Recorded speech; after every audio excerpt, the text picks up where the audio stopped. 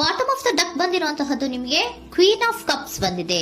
ನಿಮ್ಮ ಲವ್ ಲೈಫಿನ ವಿಚಾರವಾಗಿ ಬಹಳ ಕೇರಿಂಗ್ ಅನ್ನ ಮಾಡ್ತಾ ಇರುವಂತಹದ್ದು, ಅದ್ರ ಬಗ್ಗೆನೇ ನೀವು ಯೋಚನೆಯನ್ನ ಮಾಡ್ತಾ ಇರುವಂತಹದ್ದು, ಒಂದು ಸ್ಟೇಬಲ್ ರಿಲೇಶನ್ಶಿಪ್ ಅನ್ನ ಉಳಿಸ್ಕೋಬೇಕು ಅನ್ನುವಂತಹ ಆಲೋಚನೆಯನ್ನ ಮಾಡ್ತಾ ಇರುವಂತಹದ್ದು ರೆಪ್ರೆಸೆಂಟ್ ಆಗ್ತಾ ಇದೆ. ಪಾಸ್ಟಿನ ಬಗ್ಗೆ ಹೇಳೋದಾದ್ರೆ ಎಲ್ಲವೂ ಚೆನ್ನಾಗಿಯೇ ಇತ್ತು. ಫುಲ್ ಕಾರ್ಡ್ ರೆಪ್ರೆಸೆಂಟ್ ಆಗ್ತಾ ಇದೆ ಅಂದ್ರೆ ಜಾಯ್ಫುಲ್ ಆಗಿತ್ತು, ಚೆನ್ನಾಗೇ ಮಾತಾಡ್ತಾ ಇದ್ರಿ, ಖುಷಿಯಾಗಿದ್ರಿ, ಖುಷಿಯಾಗಿ ಓಡಾಡೋದು ಎಲ್ಲವನ್ನ ಕೂಡ ನೀವು ಮಾಡಿರುವಂತಹದ್ದು ರೆಪ್ರೆಸೆಂಟ್ ಆಗ್ತಾ ಇದೆ. ಆದ್ರೆ ನೀವು ಯಾವಾಗ ಸೀರಿಯಸ್ ಆಗಿ ಕಮಿಟ್ಮೆಂಟ್ ಅನ್ನ ಕೇಳೋದಕ್ಕೆ ಶುರು ಮಾಡ್ತಿರೋ, ಅಥವಾ ನೀವ್ ಯಾವಾಗ ಸ್ವಲ್ಪ ಚೇಂಜಸ್ ಗಳನ್ನ ಮಾಡ್ಕೋ ಅಂತ ಹೇಳೋದಕ್ಕೆ ಶುರು ಮಾಡ್ತಿರೋ, ಅಥವಾ ನೀವು ಸ್ಪಷ್ಟವಾಗಿ ನಿಮ್ಮ ಲವ್ ಲೈಫಿನ ವಿಚಾರವಾಗಿ ಹೀಗೆ ಇರಬೇಕು ಅಂತ ಯಾವಾಗ ಒಂದು ಗಡಿಗಳನ್ನ ಹಾಕೋಕೆ ಶುರು ಮಾಡ್ತಿರೋ, ಆಗ ನಿಮ್ಮ ಲವ್ ಲೈಫಿನ ವಿಚಾರದಲ್ಲಿ ಫೀಲಿಂಗ್ಗಳು ಲೆಫ್ಟ್ ಔಟ್ ಆಗುವಂತ ಸಾಧ್ಯತೆಗಳು ಇದ್ದಿರುವಂತಹದ್ದು ನಿಮ್ಮ ಪಾಸ್ಟಿನಲ್ಲಿ ರೆಪ್ರೆಸೆಂಟ್ ಆಗ್ತದೆ. ನೀವೇನಾದ್ರೂ ಹಾಗಿರ್ಬೇಕು ಹೀಗಿರ್ಬೇಕು ಅಂತ ಏನಾದ್ರೂ ನೀವು ಅವ್ರಿಗೆ ಹೇಳಿದ್ರೆ ಅವರು ನಿಮ್ಮಿಂದ ಸ್ವಲ್ಪ ಸ್ವಲ್ಪ ದೂರ ಹೋಗಿರುವಂತಹದ್ದು ರೆಪ್ರೆಸೆಂಟ್ ಆಗ್ತಾ ಇದೆ. ಯಾಕಂದ್ರೆ ನೀವು ಖುಷಿಯಾಗಿರ್ಬೇಕು, ಸಂತೋಷವಾಗಿರ್ಬೇಕು ಅಷ್ಟನ್ನ ಮಾತ್ರನೇ ಅವರು ಎಕ್ಸ್ಪೆಕ್ಟ್ ಅನ್ನ ಮಾಡುವಂತಹದ್ದು. ಈಗ ಸದ್ಯದ ಮಟ್ಟಿಗೆ ಅವರು ನಿಮ್ಗೆ ಯಾವುದೇ ರೀತಿಯ ಸೀರಿಯಸ್ ಕಮಿಟ್ಮೆಂಟ್ ಗೆ ಒಳಗಾಗುವಂತ ಸಾಧ್ಯತೆಗಳು ಯಾವುದು ಇದ್ದಿರೋ ಮಟ್ಟಿಗೆ ನಿಮ್ಮ ಪಾಸ್ಟ್ ನಲ್ಲಿ ರೆಪ್ರೆಸೆಂಟ್ ಆಗ್ತಾ ಇಲ್ಲ. ಈ ಪರ್ಸನ್ ಏನು ಈ 4 ಕಾರ್ಡ್ ಬಂದಿದೆಯೋ, ಈ ಪರ್ಸನ್ ಸೀರಿಯಸ್ ಕಮಿಟ್ಮೆಂಟ್ ಗೆ ಸಿಗುವಂತಹ ಸಾಧ್ಯತೆಗಳು ಇದ್ದಿರೋ ಮಟ್ಟಿಗೆ ನಿಮ್ಮ ಪಾಸ್ಟ್ ನಲ್ಲಿ ಕಾಣಿಸ್ತಾ ಇಲ್ಲ. ಆಗ ಅವರಿಗೆ ಫೀಲಿಂಗ್ ಲೆಫ್ಟ್ ಔಟ್ ಆಗಿರುವಂತಹದ್ದು, ಅವರು ಸ್ವಲ್ಪ ಸ್ವಲ್ಪ ಚೇಂಜ್ ಆಗಿ ನಿಮ್ಮಿಂದ ದೂರ ಹೋಗಿರುವಂತಹದ್ದು ಈ ಕಾರ್ಡಿನಲ್ಲಿ ರೆಪ್ರೆಸೆಂಟ್ ಆಗ್ತಾ ಇದೆ. ಅಟ್ ದ ಪ್ರೆಸೆಂಟ್ ನಲ್ಲಿ ನಿಮಗೆ ಬಂದಿರುವಂತಹ ಕಾರ್ಡ್ ಏನು, ವೀಲ್ ಆಫ್ ಫಾರ್ಚೂನ್.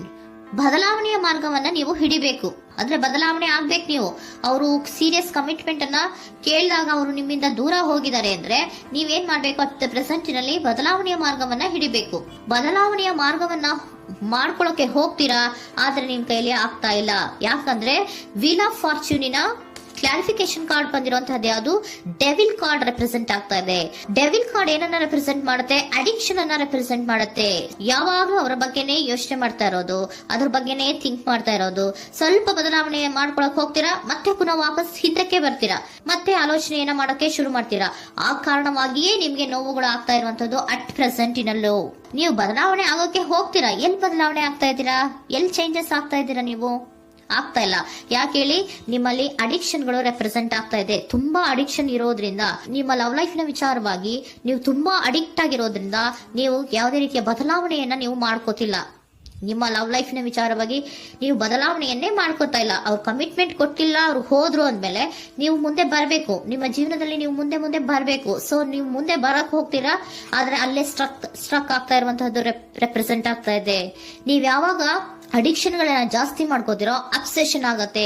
ಯಾವಾಗ ನಿಮ್ಮಲ್ಲಿ ಅಬ್ಸೆಷನ್ ಗಳಾಗಕ್ಕೆ ಶುರು ಆಗುತ್ತೋ ಆಗ ನಿಮ್ಮ ನೋವುಗಳು ಜಾಸ್ತಿ ಆಗುತ್ತೆ.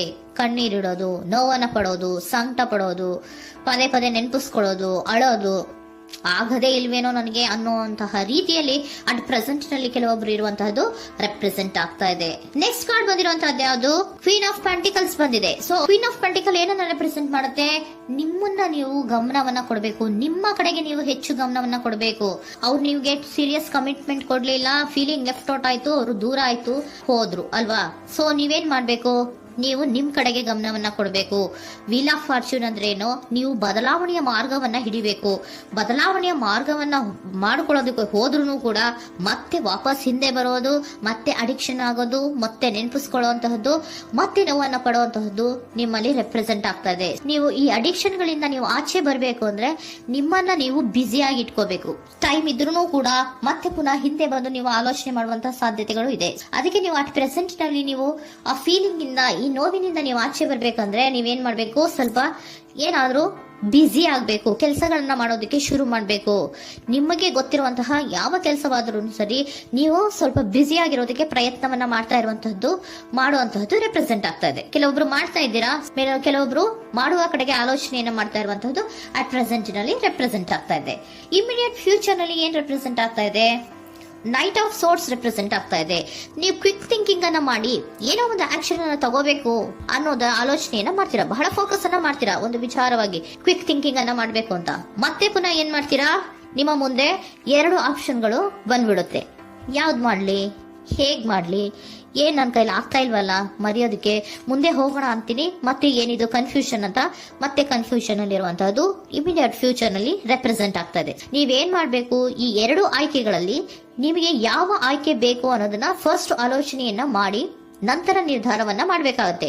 ಡಿಟರ್ಮಿನೇಷನ್ ಅಂಡ್ ಡೈರೆಕ್ಷನ್, ನಿರ್ಣಯವನ್ನ ಮಾಡಿ ಅದೇ ದಾರಿಯಲ್ಲಿ ನೀವು ಮುಂದೆ ಹೋಗ್ಬೇಕು. ಈ ಆಲೋಚನೆಯನ್ನ ಮಾಡಬೇಕು.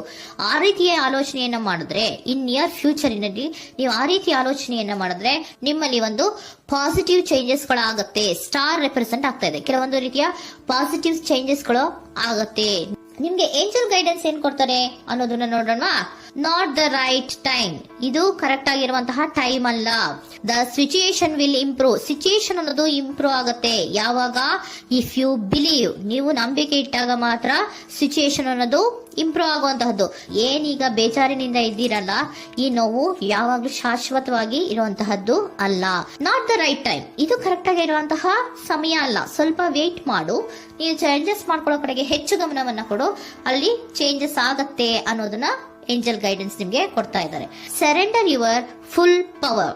Your life is a calling for you to step into your full power rather than playing it small. ನೀವು ಧೈರ್ಯವಾಗಿ ಒಂದು ಹೆಜ್ಜೆಯನ್ನ ಮುಂದಕ್ಕೆ ಇಡಬೇಕು. ಸೊ ಮುಂದೆ ಹೋಗುವಂತಹ ಆಲೋಚನೆಯನ್ನ ಮಾಡಬೇಕು. ಪವರ್ ಇಂದ, ನಿಮ್ಮಲ್ಲಿರುವಂತಹ ಪವರ್ ಅನ್ನ ಯೂಸ್ ಮಾಡ್ಕೊಳ್ಳಿ. ಯಾಕೆ ನನ್ನಲ್ಲಿ ಏನಿಲ್ಲ, ನನ್ನ ಕೈಲಿ ಏನೂ ಆಗಲ್ಲ ಅಂತ ಯಾಕೆ ಕೂತಿದ್ದೀರಾ?